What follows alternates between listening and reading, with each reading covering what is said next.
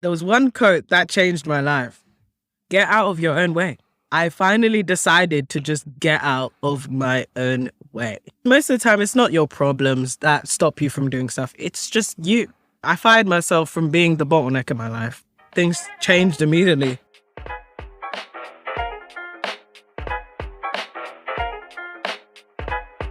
Hey, I'm David Elikwu, and this is The Knowledge, a podcast for anyone looking to think deeper and work smarter.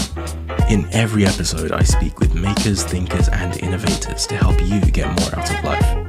This week, I'm speaking with Ama Amo-Agyei.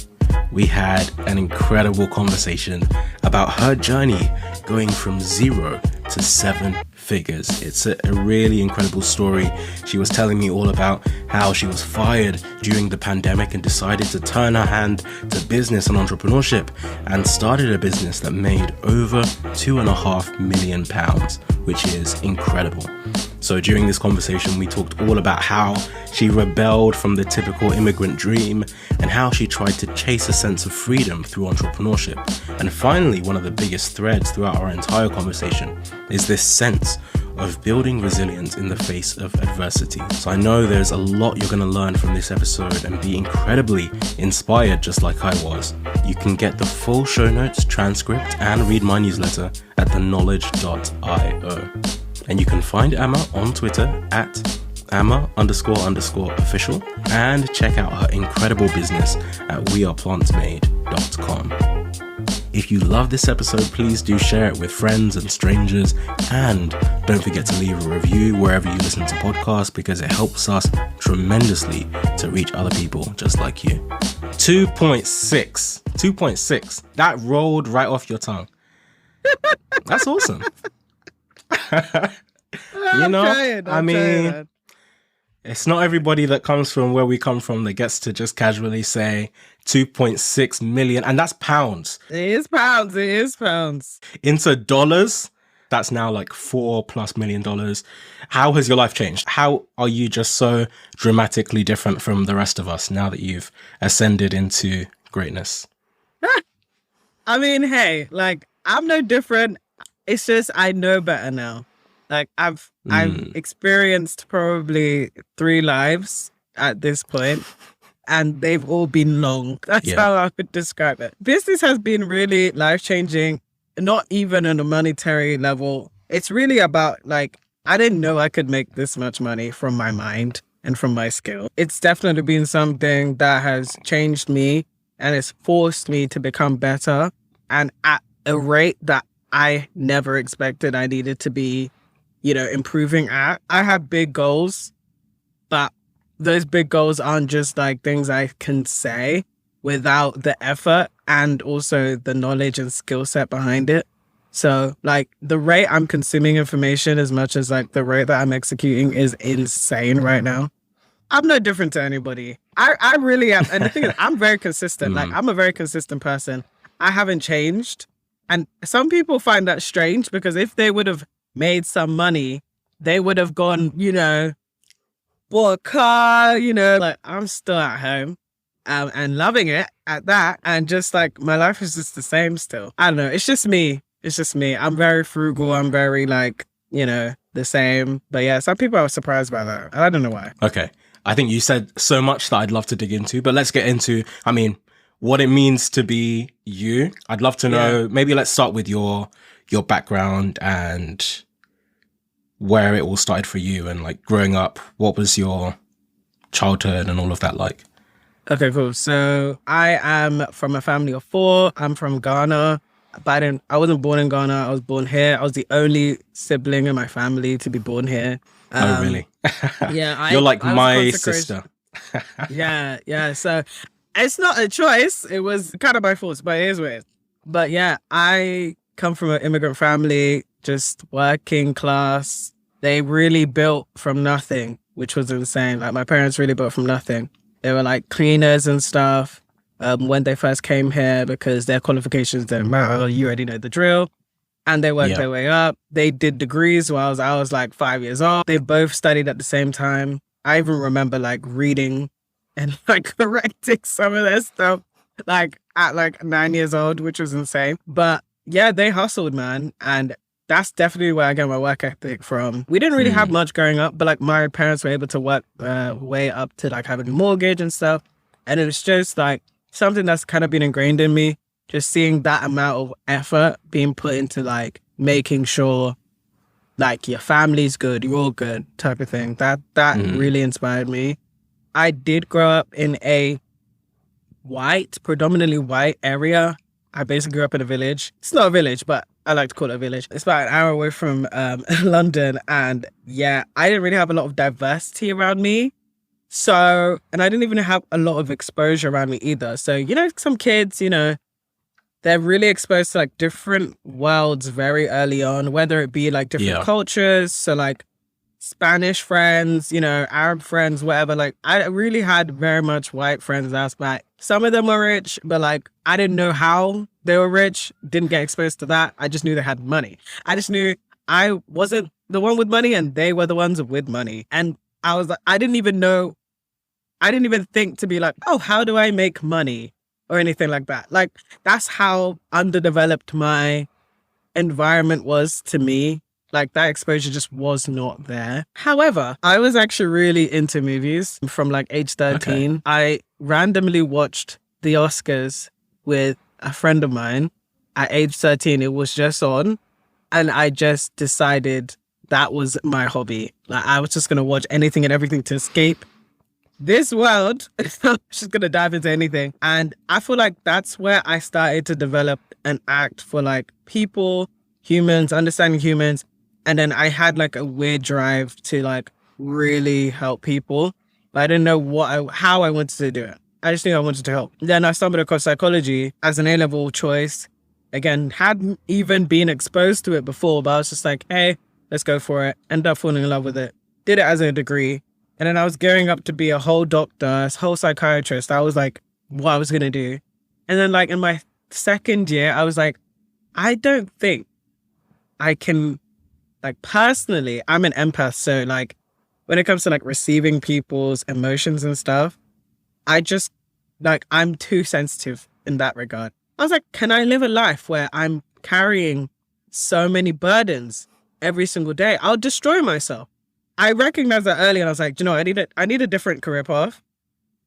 And then I had a discussion with my brother. I remember this day, 2016 Christmas. He basically called me out on my crap. He was like, what's your future plans looking like? And I was like, what are you talking about? He was like, what does your future look like? I said, well, you know, become a doctor, have kids, da, da, da. He's like, why? And I was like, that's the first time anyone had ever asked me why. I was like, isn't this just what we do? Like, this is what we do. And I was like, I don't know. I don't know why this came about in my head. I don't know why this was my path. I didn't have a reason to challenge why he was like questioning me on this. And he was like, go and read. I know this book is controversial, but I don't care. It changed my life. Rich Dad, Poor Dad. Yes, I said it. Rich Dad, Poor Dad was the book that actually changed my life because that was the first time I had ever been exposed outside of my environment. And the first book that showed me I had a choice. Like I had a choice in my life. I had a choice to do whatever I wanted. I had a choice to make money if I wanted to. That was the first time I'd ever thought about, you know, business, like starting a business. I'd never ever thought about it until then. Can I just jump in with a quick question? Of course. Yeah, sure. So, okay, going back to what you were saying about growing up with your parents and watching them essentially working their way up from nothing, I'm really interested to know what did watching them and their experiences, and maybe also from your siblings, I think they're older than you, what did that teach you about what success looks like? Because on one hand, I know you mentioned that you get your work ethic from having seen your parents, but then on the other side, it seems like you were still very much pushed down this traditional route of expecting that you would have to become like a doctor or a lawyer or something of that nature. Yeah, so it was twofold, kind of in the same regard, but like a bit different. So like, it was like, oh no, you need to work hard in this life. Like, that's what that showed me. It was like, yeah, you need to work hard in this life. But then it was also like, but working hard doesn't get you what you want. And it was Right. like, oh, this is interesting. Like, I was like, the harder they work, the same position we're in. Like, we're not moving anywhere though. Like, it didn't change. And it was like, maybe it's not about the amount of hard work you put into. It's about what you're putting that hard work into, you know? And it was like, yeah, they were very traditional. Up until I literally started the business, they were like, get a job, get a job, get a job. Like, that is just what they knew because it was security. But I later realized in my life, security is what our parents fought for and freedom is what we're fighting for. And it was like, when I read Rich Dad Poor Dad is when I realized freedom was the thing I'm searching for. You know what I mean? So yeah, my siblings, we all work hard. Like, we're a very hardworking family. Up until this day, we have trouble sleeping. We have trouble switching off. We don't know, like, we all are like this, every single one of us. And it's like, cool, those things are passed down and those things are great. But then it was like, what are we putting our energy into? Like, my sister's a nurse. She works all the time. But we all know nurses are very underpaid. You know, my other sister, she's a hairdresser. She works really hard as well. My brother works really hard. But then it was like, oh, me and my brother, we're the youngest siblings. We're working hard in different aspects. He's in trading and I'm in e-commerce. All of a sudden, things are changing now because that hard work is being switched into vehicles that really produce that freedom. Sure. And was it the brother that's trading that gave you the book? Because that's the other thing I was going to ask is what kind of gave him that mindset that this is something that you needed to read at that stage in your life? Yeah, he is the brother. Yeah, I only have one brother. I have two sisters and one brother. Yeah, okay. He's the one that did give me the book. And it was funny because he was on his own path to find out. And his path ended up being trading that he found. But it was almost like, and it was strange because why did he like tell me and not my other siblings? But I think it was because he knew that I would be receptive to it, but not necessarily, I could find the tools to figure out my path for myself. He made it a point to not push trading on me. He made it a point for me to figure out what that could be. And that was probably the greatest part about him sharing this information with me, because it wasn't a case of like, he knew better. It was a case of, I just needed to tell you that this is how we're going to break free. We need to figure it out for ourselves because my brother was forced into accountancy and he hated it. Like, he hated that job. And not only that, I even later after this whole like passing down of information, I ended up taking a job because I caved into my parents asking me to get a job. And I ended up hating that. That was probably the worst experience of my life. And it's like, so we know what it's like to take advice from someone who thinks they know better, but that advice or that path doesn't really resonate with you. And how it feels going on someone else's path, basically, that they've laid out for you. Hate it. So probably the greatest gift was that he let me find my own way through this piece of like information, this like building my own way to freedom, basically. Yeah, that's so interesting. I think it's such an interesting journey. I keep saying interesting, but it's a really unique journey being an immigrant. And one thing that I do empathize with is the fact that essentially, like, you're coming from another country. First of all, it's incredibly, like, I know that I'm incredibly fortunate, and I might say the same for you, to be born to the kind of people that would be willing to give up their lives somewhere else in the world and take a risk to move to another country. So in some sense, that is the spirit of entrepreneurship. That is, you know, taking a risk on yourself, making a bet on yourself that you can build a better life elsewhere. But then I think the flip side of that is that you are now embarking on this project, and all of your children, whether they like it or not, are part of this project with you, where you have to prove that it worked. Like, all of your relatives might still be back at home, your grandparents might still be back at home, and you have to be able to say that it worked. And so what they're looking for is, what is the safest way? What is the most guaranteed way that I know that my children are going to be fine? Okay, go be a doctor. That's a job. People are always going to need doctors. They're always going to pay you money. And then I can tell everyone, okay, you're a doctor. Fine. We've made it. This is it. It worked. The bet worked out. And so I think that's the hard part, because on one hand, I'm sure that is what a lot of immigrant parents are thinking, is that what's the safest way to make sure that this very ambitious project works out for all of the children? But then for you, I think being born here, And I think maybe this is part of the blessing as well. Like, you get to have this optionality, because if I'm honest, so I'm originally from Nigeria and I came here with my family from Nigeria, and I don't think I would have necessarily the same optionality of saying, oh, I want to do whatever I like, right? if I was still in Nigeria, just because, I mean, I still have cousins that are still in Nigeria. So I know that they don't necessarily have all the same options that I have. And I can, you know, change my career and I can quit my job. And not that that's what my parents want, but that is possible. But here, I think then you have the option of looking, like you said, for freedom and then what that can bring you. So how did that feel? I guess maybe it's a two-part question. So when you read that book, what trajectory did that take you on? Was it something that sometimes you get an enlightenment? And I think I've definitely had this in the past where I've heard something and I wasn't necessarily ready to hear it. So I didn't act on it. And it's only later as I develop and I grow that, I remember that. Now I'm ready to hear that. And now I can actually change something based on it. Yeah. No, definitely. I think it was a case of like, it's not even like there weren't people around me who were doing stuff. Like, there wasn't many though. And like every time someone was doing something, it just never worked. So I just never knew what successful business looked like, or a successful rebel. I will say it with my chest. It's a rebel. It's someone going against the grain. That is a rebel for sure. I had never seen a successful rebel. So why on earth would I do that? Because every time I would be a rebel in my life, which I actually was quite a bit, I like to go against the grain. Like, my mum would try and force me to play, you know, piano. I'm like, that's cool. I'm going to pick up guitar because you don't like that, but I like it.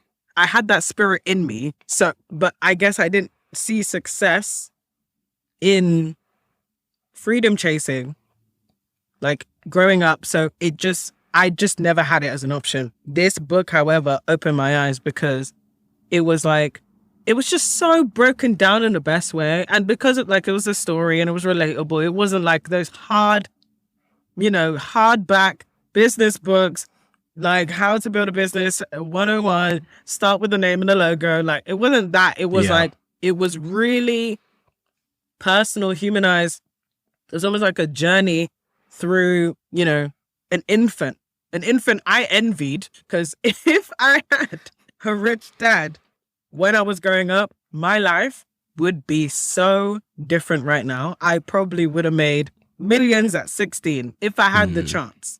But rich dad in the sense of the book, because I think that's also another thing that I find. And maybe this is part of what you saw around you when you were growing up in the area that you did, where I think sometimes when people grow up with lots of choices, then I think it's easier just to take a safer route. And, you know, when you grow up and you have money and you have all of these things, you don't necessarily have to think outside the box always in the same way. Or you're not forced to think outside the box in the same way. You can choose to. Whereas for you, maybe it was like, if I don't do this, then I'm afraid of the kind of life that I would have. Yeah. 100%. Yeah. Like, I didn't need my parents to be rich, you know?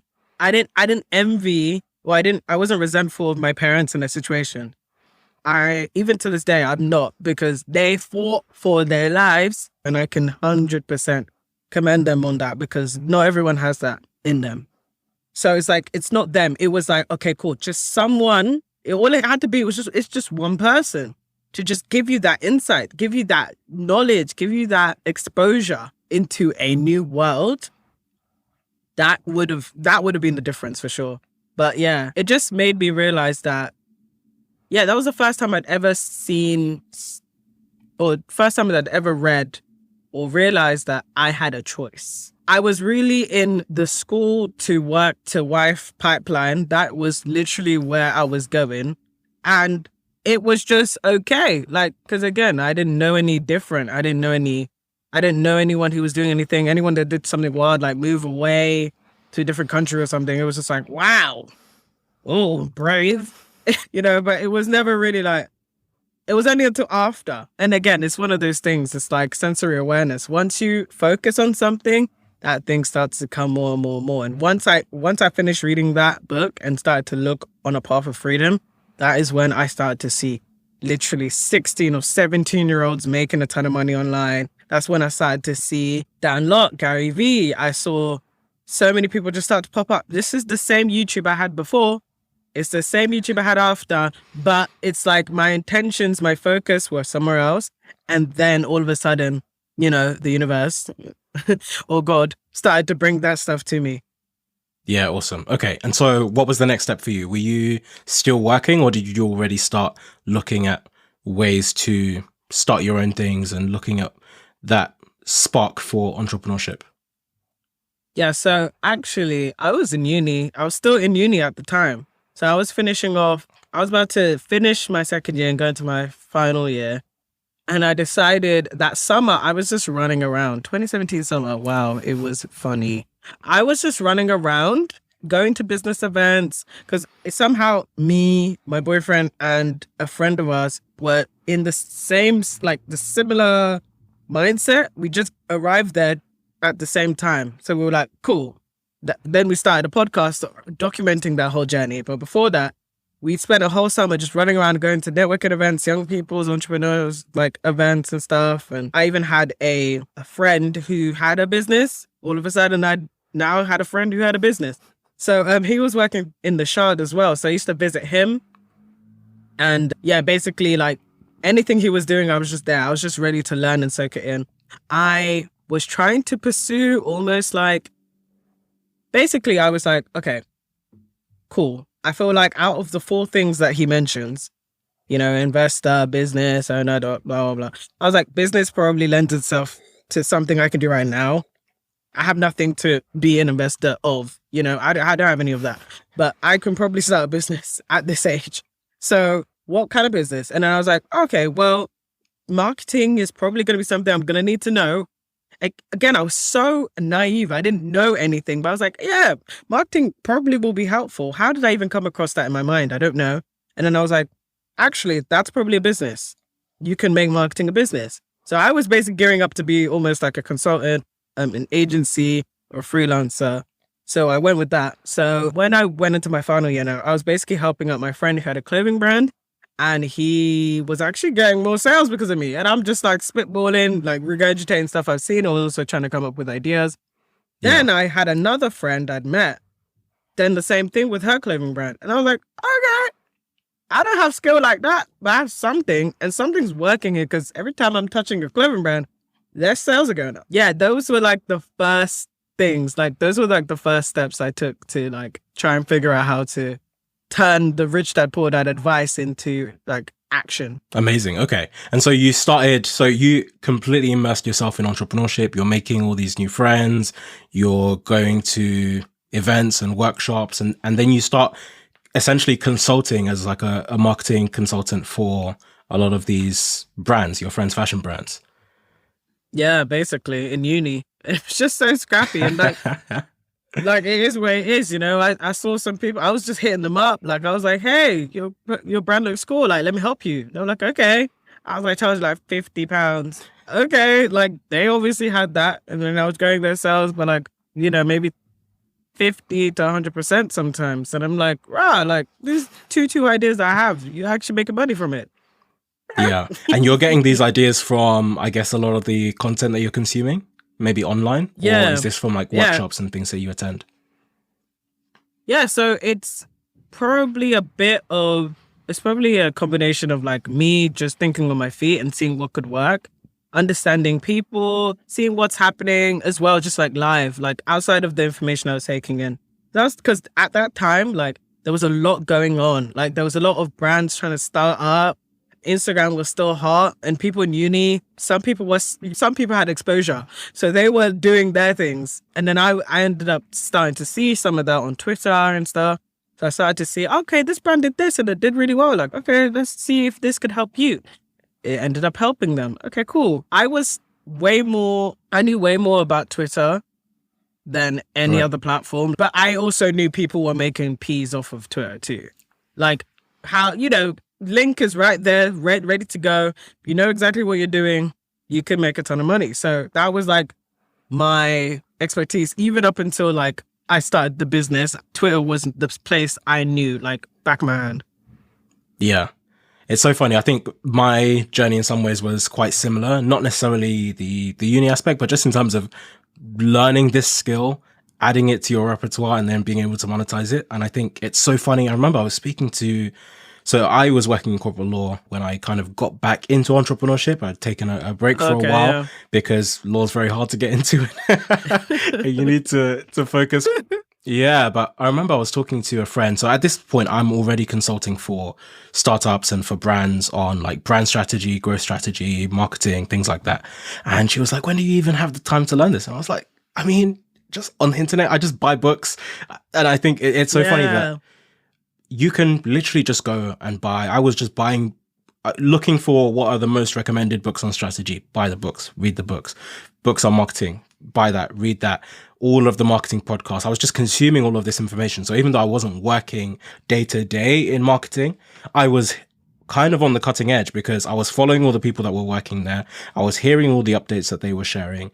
And every time there was a new feature or function that came out, I knew. I wasn't manually, personally on Instagram doing all this stuff, but I'm hearing what they're saying. And then I can just go to brands and say, hey, you know, this is what I've heard. If you do this, boop, boop, bap. Then suddenly the money's blowing up. Yeah, no, I did the same thing. I was reading, I was watching, I was consuming the podcast. The podcast. That's the thing that was like injected in my veins. I was like, yeah, let's get all the information as humanly possible. It was insane. Crazy times. Yeah, no, but I think it's one thing that people take massively for granted, that in this day and age, you can learn so much. You don't have to go to school for this. Nope. You can if you like, but I don't know what you're going to learn there. Like, I don't know what they're going to teach you that you can't learn on the internet, that you can't just learn with your hands. And okay, I'm not saying this if you're trying to be a doctor, right? If you want to be a doctor, go to medical school and please let them teach you how to do all of those things. And maybe the same with a lawyer or some of the more professional traditions. But if you, in the end, want to work online, and that could be in tech, that could be anything that touches the internet, you already have the internet. Like if you already have a connection to the internet, you can already learn a lot of this stuff. Exactly. And so I think you are a great example of how you can massively accelerate your trajectory just by starting to learn some of these things in advance, so that, and this is the part we're going to get to, but so that when you need to utilize those skills, you already have them. You've already been developing them. So when the moment strikes that suddenly there's an opportunity that you can use, oh, you were ready for this. But that wasn't intentional. I don't think you were necessarily learning all these things because, oh, you knew that one day you wanted to use them to build this specific business. But you just start by building the skills. Just start by learning the things and look for places that you can help people. Look for places you can apply them. Yeah. And then suddenly serendipity strikes and you're able to use them for yourself. Yeah, exactly. Yeah. I definitely wanted to start an e-commerce business. Like, obviously early on, I was told I needed capital, I needed money, like a lot of money to start something, where, you know, that was the information going around. Like, I didn't see just anybody starting, especially physical product businesses. Like, I didn't see that happening a lot. So I was just like, okay, cool. Let me go the route that a lot of people at the time were suggesting, which was build an agency or be a freelancer, get a couple clients under your belt, then build a cash flow business. And then after that, then now go and pump it into something else, which was usually e-commerce for a lot of people. But they ended up just drop shipping. They never built brands. They were just drop shipping and money on the internet. Was e-commerce the most interesting just because it was closest to you and closest to what your proximity and what you could see? Or was there a specific reason that you gravitated towards that? I mean, I had a lot going on. So like, I saw a lot of people doing a lot of things. So again, I saw a lot of people just doing the agency life or just doing the freelancer life where they're just working with clients. And then especially like when it comes to like the 4-day work week, like that was them. They were just like I write an email a day and I get like 6 figures. Like, I was like, this is definitely what I want to do. Like, no effort, big bucks. Like, this is what turns out though. I don't know why. It just wasn't for me. Because when I was doing the agency thing, when I was doing the freelancer thing, I just couldn't get the results for the customers. Or I was just like, I wasn't even letting the door. Like, they just weren't hearing it. Like, but then I actually had very little e-commerce individuals around me. It was very, very little. But I saw them. Like, in terms of like me actually speaking to people, like I had very little people in the industry. So I had way more proximity to people on the agency and freelancer front than I did like physical product businesses. Sure. Okay, so you leave uni now. What happens next? It's a lonely road. There's a whole year where it's a hot mess, heated mess. So I'm like, okay, cool. I'm doing my little runaround jobs, working with, hospitality agencies, and I'm out here like working at like 5-star hotels, like changing sheets, like serving coffee. And I'm just like, where are we out here? Like, I'm just like, I remember overhearing like billionaires talking about their banks and how they sold their banks. I was just like, what am I hearing right now? And I'll never forget what I heard, because I was like, wow, wealth is really interesting. And there's really people with a lot of money in this world. So I was doing like runaround jobs. And then I was also still working on like, the freelancer piece, or trying to build up my skill. I was like, okay, cool. Outside of uni now, let's really hone in on this. I've now got the time. So in between these jobs, I was learning copywriting, because that was the new thing I'd found. So it was almost like everything encompassed in one that I'd been learning over the past few years. So if words are the default language of the internet, and if those are the very things that get people to buy from you, let's see what learning that could be. So copywriting was really something I delved into. It was sales, it was psychology, it was obviously writing, it was challenging, but it was incredible. And it really, really did change my life. That skill alone has definitely changed everything, changed the game, because it was like, let's actually bring all of this information into something tangible. It's like, that's how I felt about the skill. Even to this day, like, I feel like I'm still nowhere. I'm not a master, but like, will you ever feel that way? I just feel like I always got to go back to the start. But yeah, I was just reading books. Like, I was writing out like sales letters that might be like 15 pages long by hand because of the advice I was given. There was a lot, but I was like, wow, these people are making money. Like, in terms of like how their words were able to translate into sales, how they were able to speak to their customers in a way where their customers are just like, I'm dropping everything and I'm buying this one product. I'd never seen anything like that before. Because I was like, that's power. That's power to be able to communicate in that way, to get sales like that. So that's what led me to have that skill. The thing is though, it got me somewhere, because I actually ended up landing a 4-month contract with a health startup. They were looking for a copywriter that had background in psychology. And I had both. Wow. It was so strange. And they were like, oh yeah, like, you know what you're doing, right? And I was like, yeah. And they were like, okay, cool. So how much do you want? And I was like, $2,000 a month. The way I said it, I just said it, and I just looked at him in the face, and I was like, what are you going to say? And he was like, okay. And I said, oh, so I could have asked for more. Yeah. Interesting.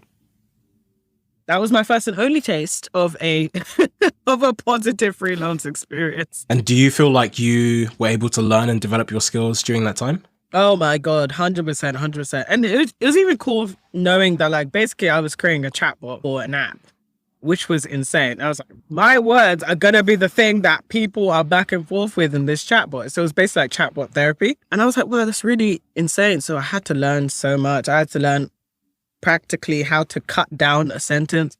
Like, there's always waffle in language, especially when you're coming off of like more of the humanities. Like, you have to explain yourself so much. When it comes to sales and marketing, you have to figure out how to succinctly say everything that you're trying to say, maybe in like 3 to 5 words. That's hard, but that's what gets you what you're looking for. And in this case, it did, that demand was there as well, because you don't have a lot of words. So you have to convey the therapy, you have to convey whatever the client was trying to do in really short amount of words. So that was what I was doing basically. It was definitely challenging, but it was also very, very good. And it pushed me really, really, deadlines, all sorts. It was really, really crazy. Yeah, I was talking with David Bell, who I think you might know, not too long ago, about like what the highest leverage skills are. And literally we decided on sales, probably number one, sales and communication. And I think copywriting is essentially at the intersection of the two. And I can't imagine anything that's more important than that. I think it doesn't necessarily have to be copywriting in terms of actually writing. So I think if you want to do the sales part and that's in person or on the phone, I think that is hugely important to develop. But if it's online or if it's, on screen, then that's copywriting. Yeah, and that is 100%. a massive skill to be able to develop. So being able to influence people with your words, being able to, I think also part of it, like you say, is the psychology part, genuinely, right? It's understanding the frame of mind people are in, understanding what their pain points are, where they're at, and where you want to get them to, how you're able to solve the pain, being able to communicate that effectively in very small words, being able to communicate the transformation that you're going to be able to drive. Yeah, it's tough to learn, especially when you're coming completely like the thing is though, I was decent at English, so like I already had like a writing something in me. So like again, I was just pulling from like anything that I could to make this experience as easy as it could be, and thankfully it was. But I know if it was anyone else who wasn't that good in English, they will probably have a higher barrier to entry because they probably don't even think they can write, let alone sound with their words. So yeah, it was definitely and still is a skill I'm trying to master because it just transcends not just like words to like pen to paper. It's everywhere. So even with videos, there's video scripts. Like you have to write those scripts. You need to know copywriting to write those scripts. For my business, obviously, I have product pages to sell my products. Those are words. You better know how to write them right before, and that will affect whether someone buys from you or not. Because if you're not saying the right thing, they're gonna go. So there's so much at stake, but also it's like knowing that like just basically ignoring the pressure essentially and just going in for it. Yeah, those were definitely days for me. Sure. And so time-wise, this is now heading towards the pandemic, I think. Yeah, we're almost there. We have a horrendous job in the middle of that. So basically I was now starting to help wellness brands and financial brands with their marketing. So I was trying to do email, I was trying to do Facebook ads and stuff. And yeah, I just wasn't really getting anywhere with that. That's when I was really trying to lean into like freelance agency life. I had a friend with me who's now killing it, which is so funny to see her kill it. We started at the same time trying to start this freelancer thing, and I just could not do it. Like I just could not get the clients and stuff. She did, and now she's good. I just ended up, in e-commerce. But yeah, because I was struggling so much, my parents were just like, you know what, let's just get a job, please. Like, we're worried. And I was like, okay, cool, fine, I'll let go. So I was like, at least let me get a job in sales so that I can learn something. Got a job in recruitment sales, and yeah, worst decision of my life. Horrendous mess. Wow. They set me up. They just set me up. Like the first day they were like, yeah, you have the hardest market. But what they didn't say is that they weren't going to train me well. They weren't going to support me the way I needed to be. They were going to have very high expectations despite the market being the way it was. And they were going to blame me for things that were very much out of my control. Like, if people aren't looking for jobs, Like, what do you want me to do? Yeah, that was funny. Then I got fired from that job. I've heard so many things about recruitment in general, particularly, recruitment sales, just how difficult it is. And not just the difficulty of the role, but more so, I think this is 70% of it, if not 90, but the toxicity that somehow seems to exist within that field in general. I have no idea what that is, but at least from a lot of the people I've spoken to that have worked within recruitment, that seems to be a very prevalent factor. Yeah, it's super toxic, super toxic. It's just the high stress environment, numbers on the board. Let's go, coffee, late nights. It was intense. Obviously, when you're doing well, that's great. But even still, the people that were doing well, like, you could just see anxiety. And like the way these guys used to take the edge off was to do coke. So it's like, obviously you would know in these industries, these like high stress industries, this is how people take the edge off. I was just not interested in that. I was like, the fact that you had to go to those lengths to be somewhat okay, where am I? Like, where am I? Yeah. And like the fact that we're openly speaking, this was the first time I'd ever heard it in a corporate setting, things like this being discussed. I'm like, yeah, I don't know what's going on here. And the thing is, I didn't hate the people. until I had a reason to. But at the time, I didn't have any problems with anybody. It was just the fact that I was putting in so much effort and nothing was coming out of it. And that was a recurring thing for me that I didn't like. I don't like that. I put in effort in the agency, didn't happen. I even put a lot of effort into school and I was still average. Like, I was just like, why am I always in an average place? I didn't like that. I wanted to change that about my life. Thankfully, I can say I'm no longer in that place, but I have so much work to give. I have so much effort to give. I have so much, tenacity to give. But just to see the lack of result or the lack of progress, that was so disheartening. I can imagine. That's one thing I was going to touch on, is this fact that, very much like you say, I can imagine that being an incredibly dark point in time where you've been trying already to do this agency thing. That's what you felt like was your calling. That's what your thing is. You spent all this time learning the skills to be able to do that well, and you're trying to make that work. Okay, it doesn't work. You'll get a job. And this is your safe option. And now in the safety option, you're struggling. The same thing again. You're trying to make it work. It's not working. What had to change? What is it that clicked that maybe enabled you to move beyond that?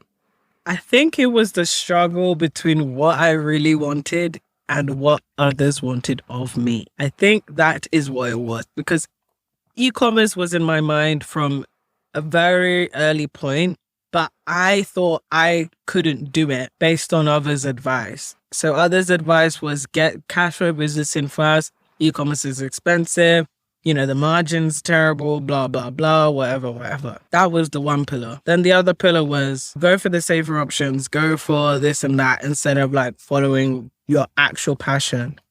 And personally for me, I've seen some advice that literally said, do not do what you're passionate about. You don't have to be passionate about what you do. I'm not that person. If I don't care, nothing's going to come of it. It's very clear, because my entire life, every time I put my all, or I had so much passion for something, I ended up making it happen. I failed AS, psychology. I ended up getting to the point where I got a B in A levels because I had to do AS and A2 the same year and I got a B. That's a lot. I just crammed my entire A levels into one. But because I cared, I got a B. Anything I put my mind to, I thrived at when I was passionate about it. When I was not passionate about it and I was just putting the effort in, just didn't work. It's just a misalignment.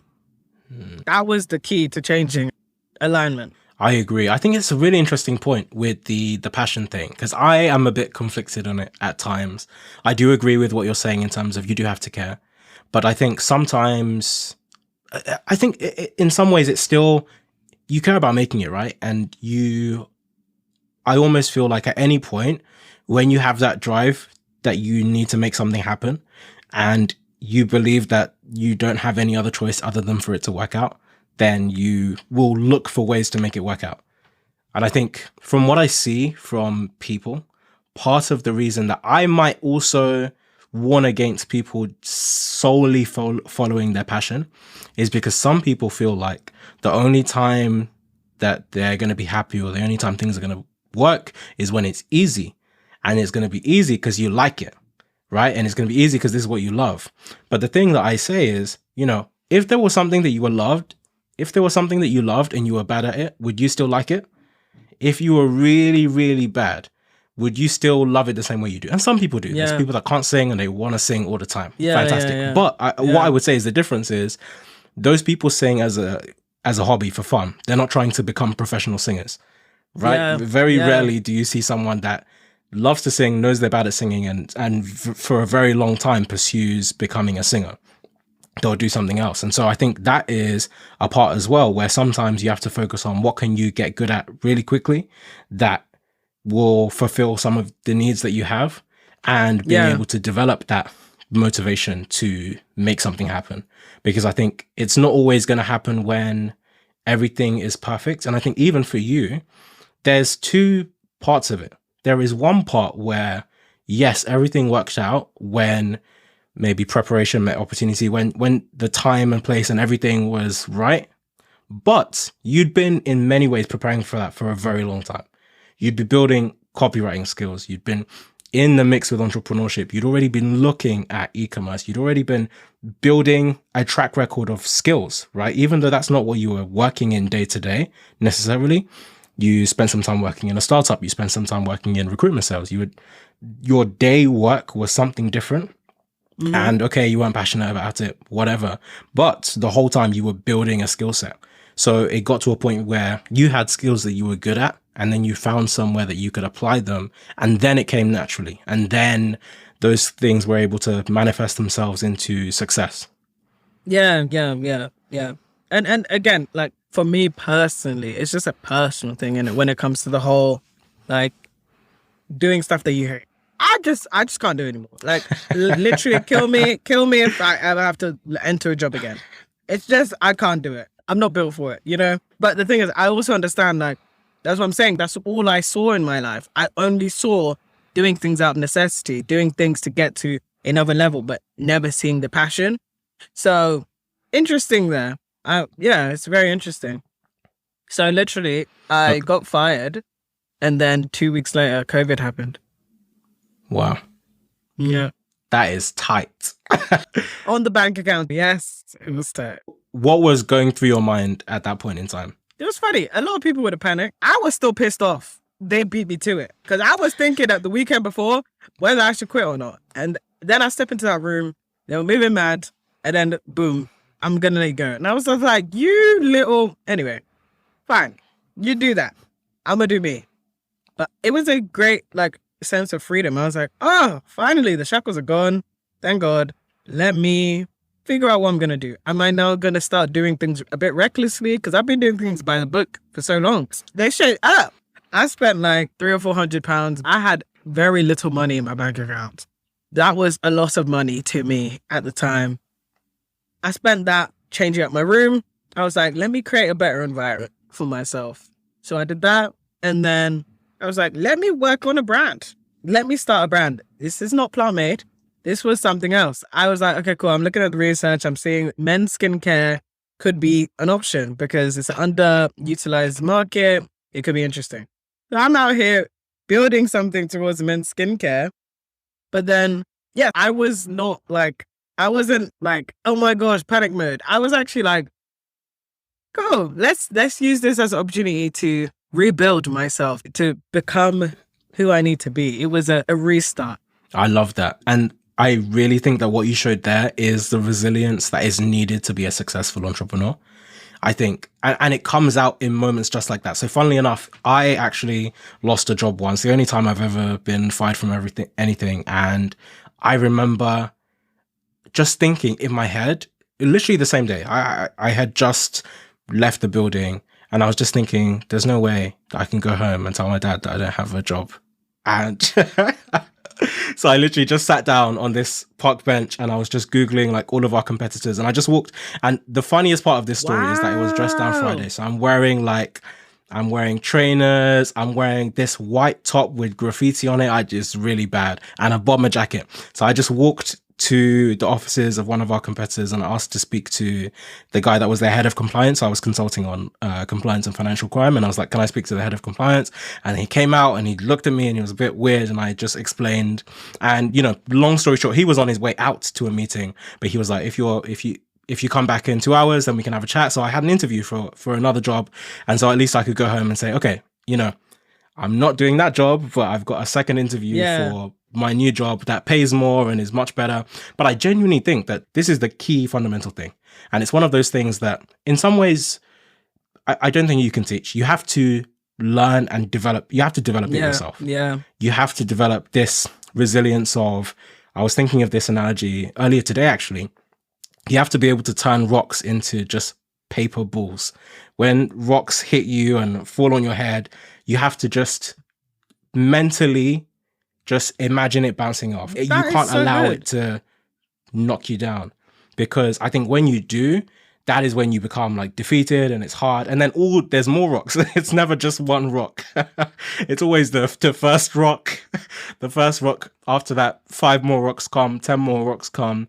And even if they're smaller rocks, they're all going to feel painful. Whereas if you allow that first one to bounce off, then you're like, okay, I can do this. And then you start thinking of, okay, how can you get out of that situation? Wow, that analogy is perfect. Because I not only, that being fired, that was a boulder. But guess what? There was going to be another boulder later. Like, your problems don't move. It's your perception of them that has to change. You're never going to not have problems in your life, you know? But what it is that, yeah, you have to turn them into paper. You have to be like, you know what? It's all good. It's all good. It's either not that deep. Like, you just make it not that deep. That's it. That's it. Okay, cool. It's happening. Whatever. What can I do about it? You know, instead of worrying about it, you know, dwelling on it and all that stuff, it's just like, here's what it is.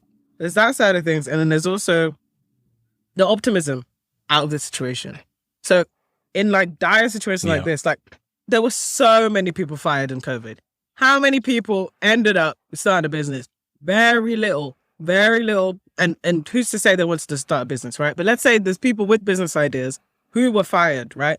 Still, 0.01% actually did something. Why? Because it was such a heightened time where like fear was rampant, like stagnancy was okay.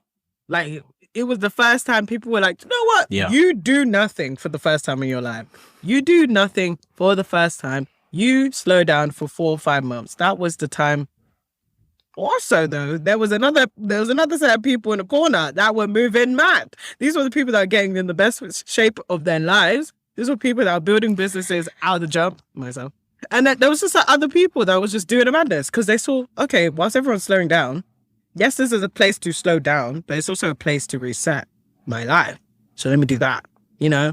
Yeah. I was in that pocket. It was mainly because it was like, well, I don't have anything to lose. And there was one quote that changed my life.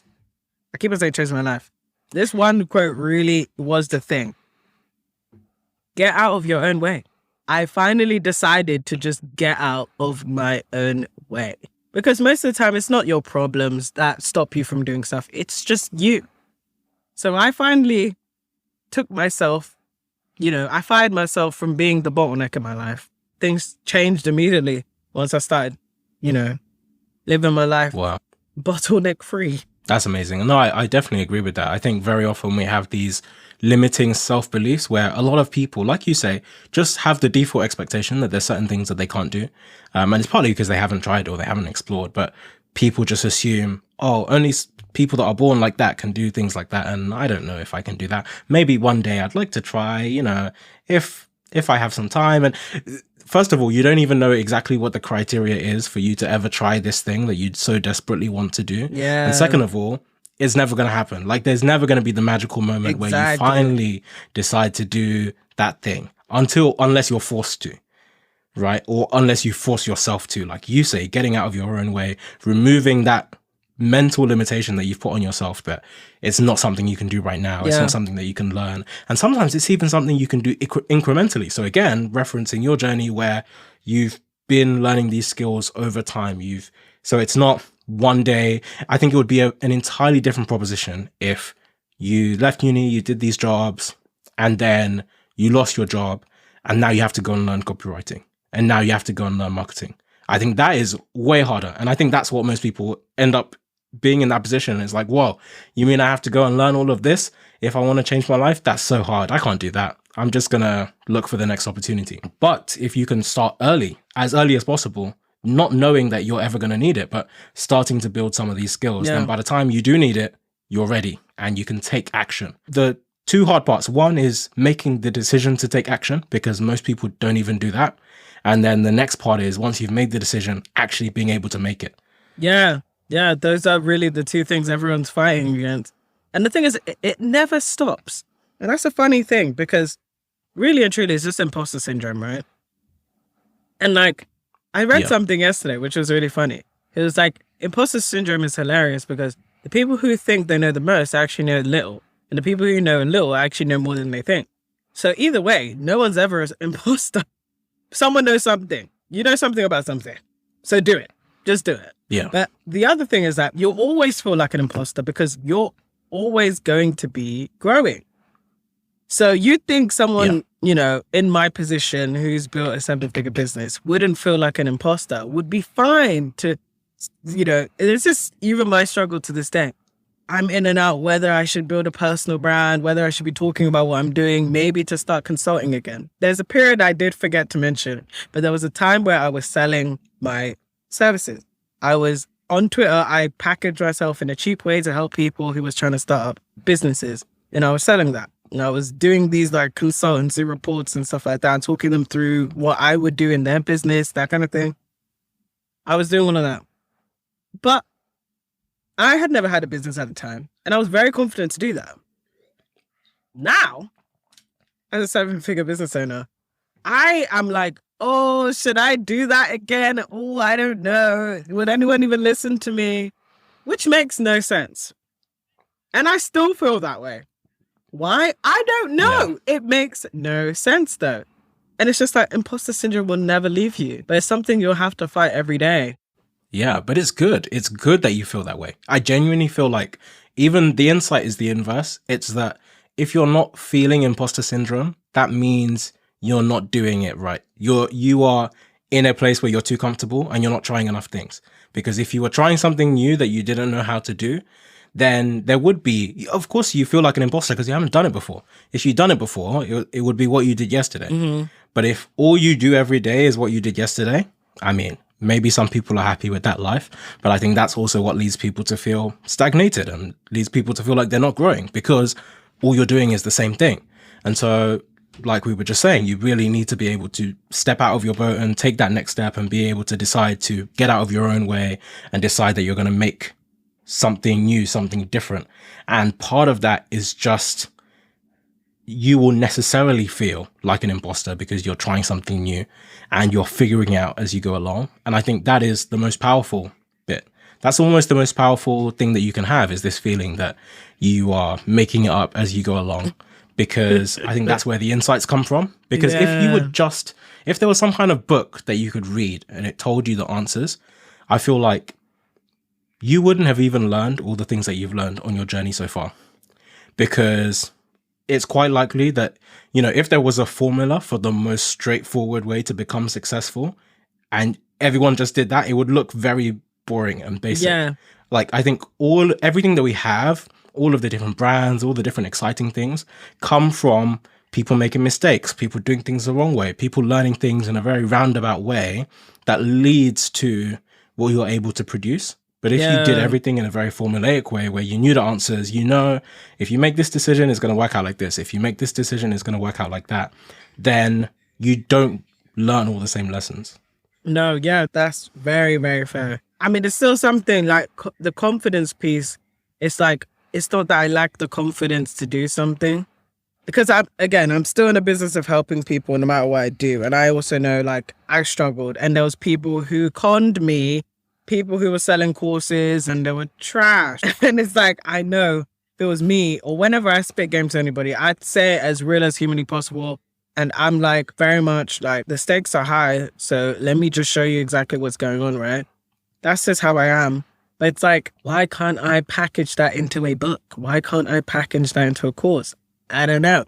But because it's one thing, the imposter syndrome side, but it's also a case of like, is that even the right thing for me? It was like, because I remember Gary Vee saying something and he was like, oh, by the way, like, speaking is probably more leverage than like, internet money. Basically what he was saying, it was like, yeah, you're going to, like, if you do sell a course or do sell stuff like that, just know you're going to like bite your back. Like, you're going to cut your bag in half or even in 3/4. But when it comes to speaking, I found that really interesting, and that like pondered in my head for a long time. So like, I feel like that's where like, it's that dance between like, it's imposter syndrome. It's also like, this advice is interesting and I don't know what the right thing is to do, because I know if I was to package something now, it might really pop off, to be fair. I mean, it reminds me of, I was listening to a conversation with Shane Parrish, I think, and Ryan Holiday and Shane Parrish. And what they were talking about is, with Ryan Holiday, for example, he's written all these great books, but the more successful you become, the more options you get. Yeah. And the more wisely you have to pick what you do next, because you're going to get more and more choices, more and more options. People want you to speak here. They want you to do this. They want you to do that. You could write a book. You could do a course. You could do all of these things.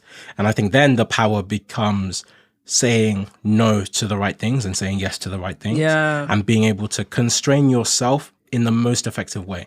Because I think when you're starting, you want as much optionality as possible. You want as many options as possible. You want as great a chance for success as possible.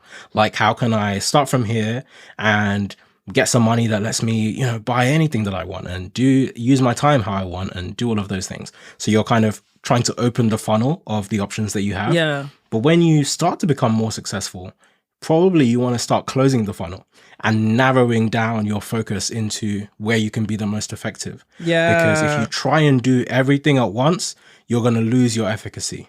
And you can do a million different things, but you're still one person and you probably won't do all of them well. And so it's probably much better at that point to do a few things excellently than to do lots of things half-heartedly. I would probably say, like, it's really interesting because focus has been the very thing that has been integral in this business. I would say that because I dropped everything. I dropped everything for this. Obviously, I was working on this, the skincare business. I dropped that and I decided, hey, I'm going to go all in. And I was like, let me see what it finally looks like if I go all in into something. And is that what made you decide to pick? No, go ahead. Yeah, I was going to ask because, between the skincare thing and what you're doing now, which is effectively a haircare thing, these are hard businesses. You did not pick, drop shipping water bottles from China. There's loads of other businesses that you could have done that are way easier than this. You picked some really hard niches. So how did you get to that point? Again, it was just a passion thing. Like, what am I passionate about? What am I passionate about? I love wellness. Skincare was something I have always been interested in. I've had to take care of my skin because I had terrible acne and stuff like that. And I had steroids and a whole mess. These men were burning my face to the ground. It was insane. But so I already had an affinity to that. So yeah, they weren't hard businesses. And I was like, well, but I want to build a brand though. I don't want to just build a business that just makes a bit of money.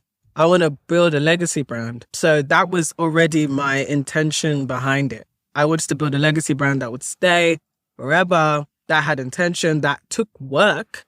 I didn't mind the work, I was excited for the work actually, because I wanted to see what those kinds of efforts would breed.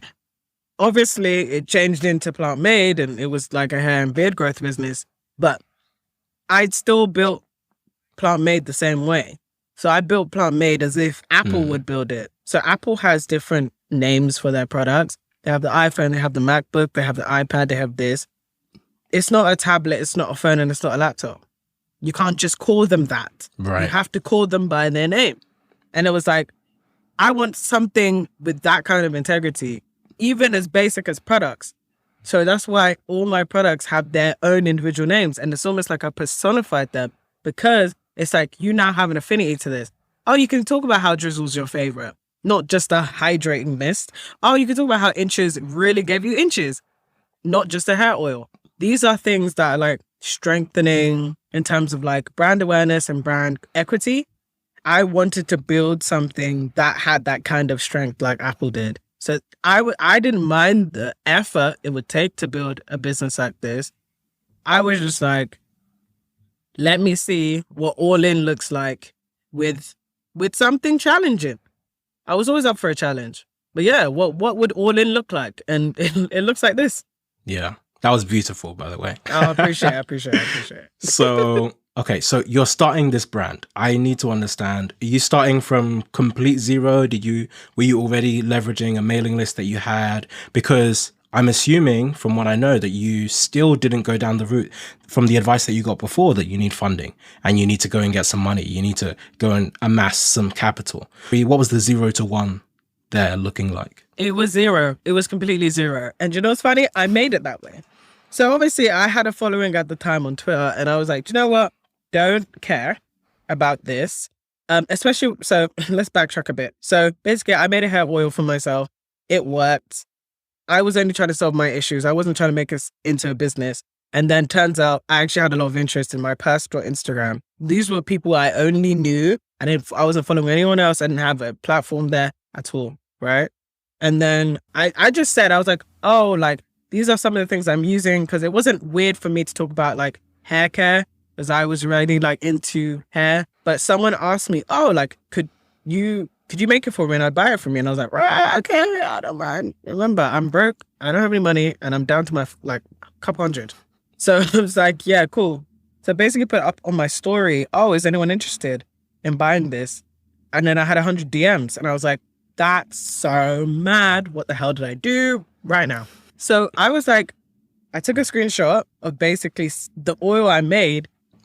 I think I took a screenshot of the DM itself and I put it on Twitter, and I was like, did I just start a business by accident? And I was just like, let me document on Twitter, but let me sell on Instagram. Again, I decided to take the harder route. I already had an existing audience. I could have really done a lot and become like this whole like, oh, you're a mindset coach and now you do hair consultations? Like, what? I was like, no, what does it look like to really start from zero? Because I don't want anyone to be like, yeah, you piggybacked off of your following, you did this, like I wanted to see, because to be honest, at the time I was still cool with like, really, really cool with like selling information. I was like, let me see what will happen if I built this from zero, like 0. That's why I didn't leverage Twitter. I decided to document on there anyway, and then build it from scratch from Instagram. The funny thing with Instagram is I didn't know it that well. I didn't know Instagram that well. Right. It was new. It was so new to me. I didn't know how to run a business on there.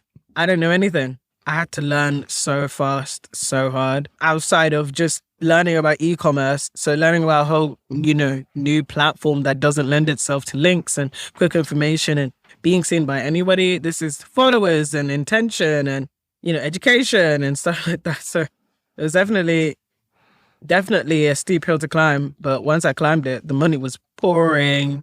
Okay, let's dig into that, because I know you said that from the first time you posted about it, you had 100 DMs. And we know that right now you've turned that into a business that's made £2.6 million in revenue, which is amazing.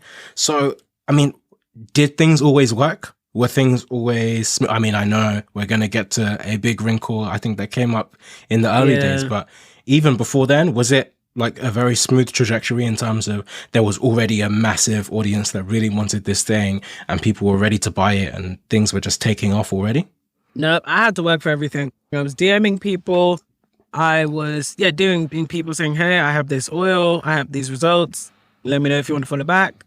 I was, going to my friends and telling them, okay, don't worry, like, follow this page, don't follow me.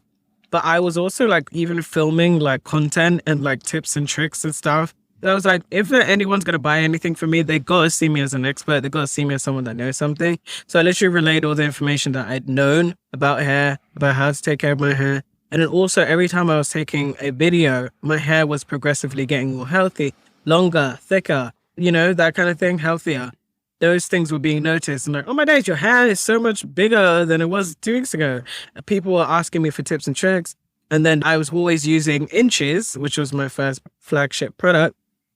Everyone's asking, what is this oil? And I'm like, head over to at the time, Planted. Head over there and see what it is. But even when I initially started the business, in that period where I had 100 DMs, I had sold. So I basically turned £100 into 1,000, right? In 10 days. In that time, I told people to send me back their before and after pictures.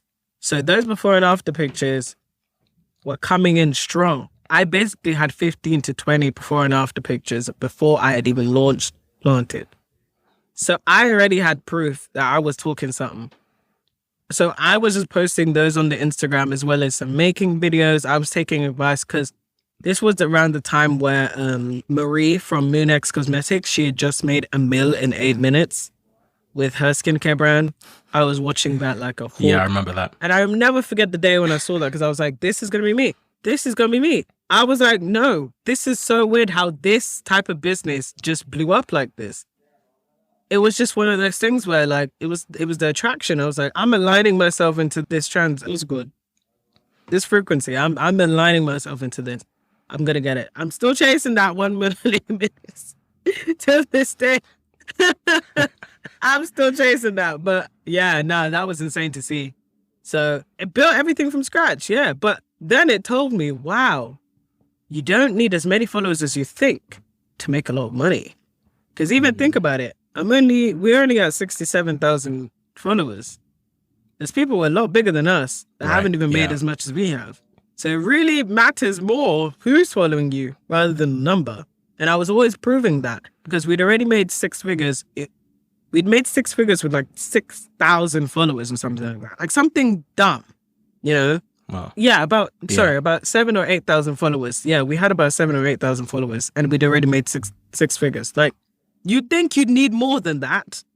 No, it really depends on, you know, who's actually in your corner as well as the kind of people you're attracting. And was a lot of this coming simply organically, even at this point where you're now crossing the 6-figure mark? Or did you have to start dabbling into ads and email and some of the other social channels? Okay, so email was 100% from the very beginning a part of the business. That was how we launched our products, basically. So yeah, that was a massive thing for us. When it came to ads, we didn't really run ads until like month 9. So it was still very organic. And then we kind of gifted a few things to some micro-influencers. One of my friends, I gifted it to her. She posted on Twitter and she got like 50 retweets, which at the time was a lot. And we were in stock. I was like running posts under, you know, Kia, pennies, pounds. She was, because it was around the Black Pound Day time. She would always run Black Pound Day posts basically to help businesses promote their businesses. What I'd do is I'd put before and after under that post. I put a link, basically said a quick brief as to what the business is. I was driving traffic as much as humanly possible outside of, you know, actually making the products themselves. I was doing a whole lot. I don't know what the positive version of desperation is, but whatever that is what I was doing for 6 months straight by myself. Yeah. And at what point did you start having to bring on people and having to start building out a team? So I had someone helping me every now and again. I had one person, and then it came to the point where I think it was Black Friday 2020. I had just hit 6 figures and I had to call people to help. We were still we weren't making product, but we were like wrapping products ready to be shipped, like ready to be packaged. Still like during like 3 or 4 p.m. that day. Bear in mind, like if you were in the business at the time, you knew like everything was prepped before so that the orders could just be quickly done. No. Yeah. My friend had to drive from Essex 2.5 hours to come down and help out, or he offered. And I was like, oh, thank you so much. So you had a bunch of people in your house packaging bottles. Yeah, just that one time. Yeah, it was like, and we were up until like 5 a.m. packing orders. I slept for like a few hours and then I went back again. And it was tough. It was tough. And I was like, okay, cool. January, I think I have to hire.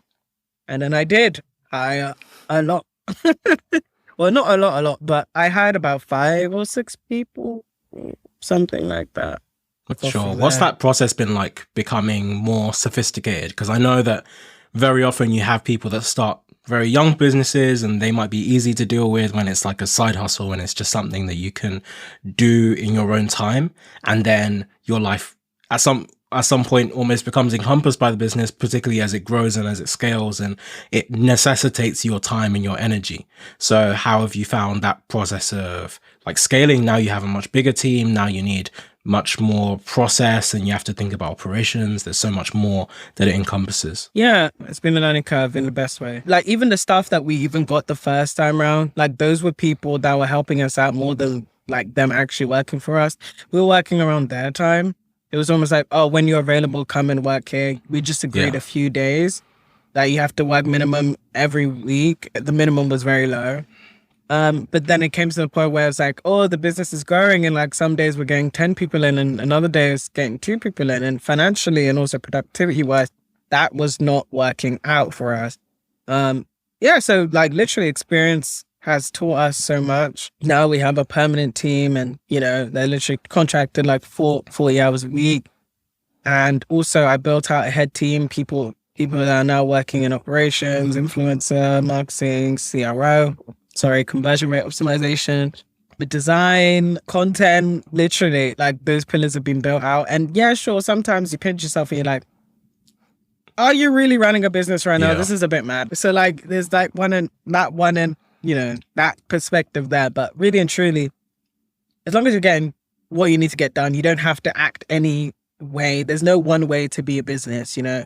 again, for me, I've had to keep up with the growth of the business and my expected growth of the business. I had to keep up skill-wise, maturity-wise, mentally, mindset-wise, all of these things I had to do, because if I didn't, like, I would have crumbled when things hit the fan. I mean, let's talk about that. So you had some drama. Yes, I had some drama. That's what we're going to call it. Back in July 2021, this was just after our first year anniversary. So it was kind of like, why did you do this at this time? But fair enough, go off, sis. So we just moved into our 6,000 square foot unit after being in like a big yellow storage for ages, for the past, 6 months prior to that, right? So we've now got a big boy, commercial property. We're out here paying, big boy rent, grams at a time. And you got staff to feed because they work for you full time. It was a lot to see that come through. And I'm like, so I have to shut down the business. Okay. And if you know anything about e-commerce, you know that one day alone can change your life, let alone 2 months out of selling, which is what we had to do. We had to not sell for 2 months because of it. It was insane. The mental I had to build, like, because I was crushed, like, for so many reasons. The name I'd come up with, gone. What it encompassed to me, the journey of being planted and growing and soaring and all that stuff, that was gone.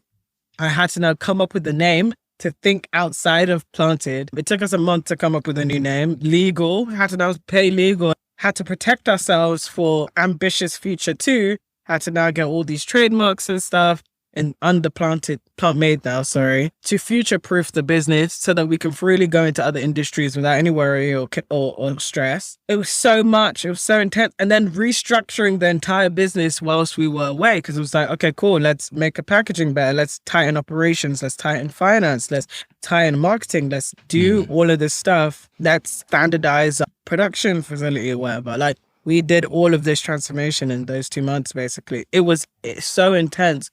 But it happened for the best. It really did. We would have been limited anyway in terms of like kind of fulfilling all our interesting my business thoughts and feelings, like what products I wanted to release next, those sorts of things, like those innovations.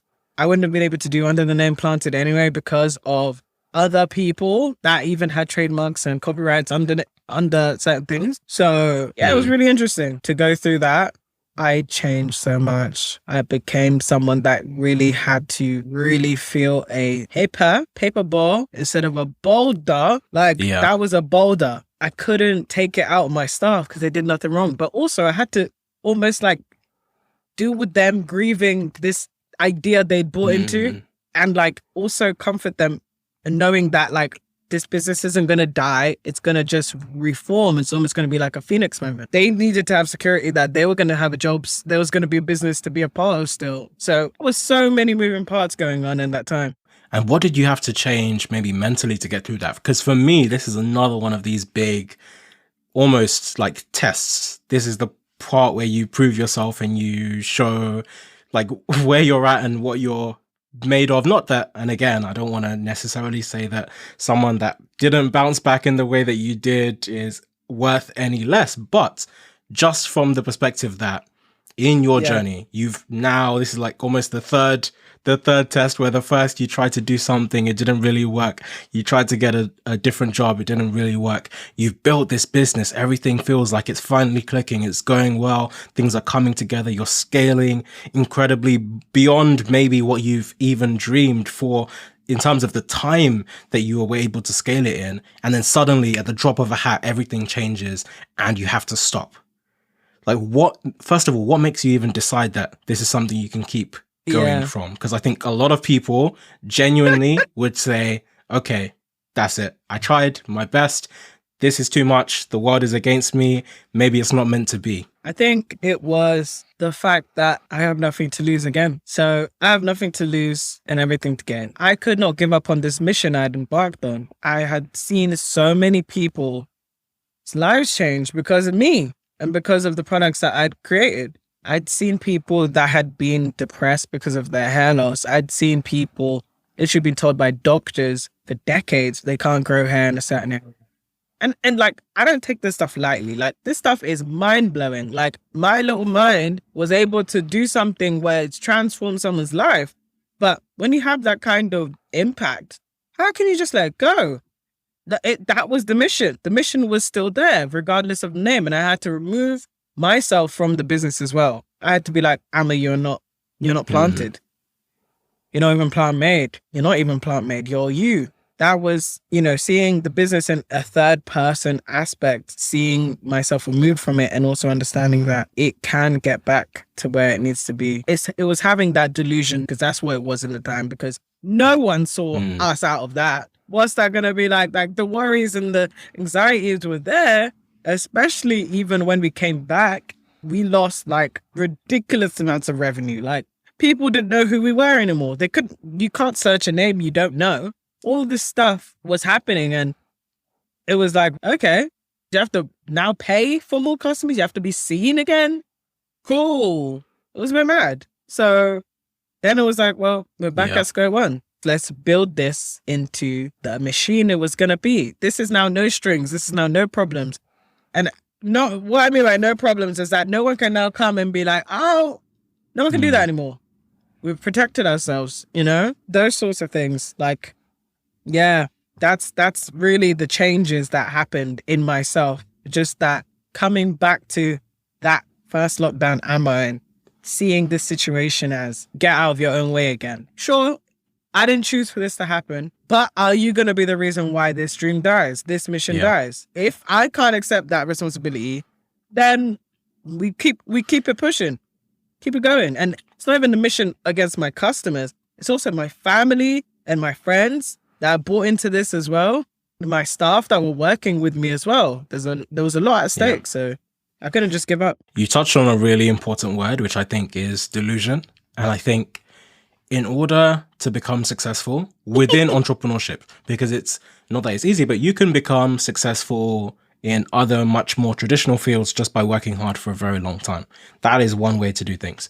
Very true. Within entrepreneurship, at least from my perspective, I think you genuinely need to have this almost irrational self-belief that things have to work out. It has to happen. There's no other option. It needs to work. Even if it doesn't necessarily work out exactly the way that you originally envisaged, you have to find a way. So if a path is blocked, you have to find another route. If something doesn't work out the way that you planned, you have to find another way, because it needs to happen, and you have to create your own fuel, and that has to come internally. It can't come from the cachet of the company that you work for, and it can't come from, the energy of your friends. You need your own fuel, and you need to be able to push yourself through very difficult moments and times where you don't understand what's going on. There's no clear path. There's no guarantee that you're going to be able to make money. There's no promise that everything will work out, but you just have to believe that will happen and do everything within your power to just bring that dream into reality. Yeah, 100%. Awesome. Well, thank you so much for making the time. I really appreciate it. And thanks for sharing so much, not just about your journey, but all the gems that I'm sure the listeners are going to love. I appreciate it. Thanks so much for having me. It was definitely a more different conversation that I've had recently, but yeah, it was good to kind of reflect on that time and see kind of the changes that I made to stay on this course, because again, it wasn't easy. But I really hope if anyone's hearing this and resonates with some part of this, just know that like I also do recognize, as much as I was not privileged in terms of how I started this business with very little money, very little resource, I was also very privileged, because you've got people like Stephen Bartlett who were homeless, eating pizza out, bins during their struggle, and obviously he's a multimillionaire now. Like, I was more privileged than him on his come up. So it's really understanding how nuanced life is and going for whatever you want, regardless of where you're from, where you're at, and just having that belief and delusion that you're going to get to where you want to be somehow, some way. All you need to do is just focus and put the energy and the work in. Thank you so much for tuning in. Please do stay tuned for more. Don't forget to rate, review, and subscribe. It really helps the podcast. And follow me on Twitter. Feel free to shoot me any thoughts. See you next time.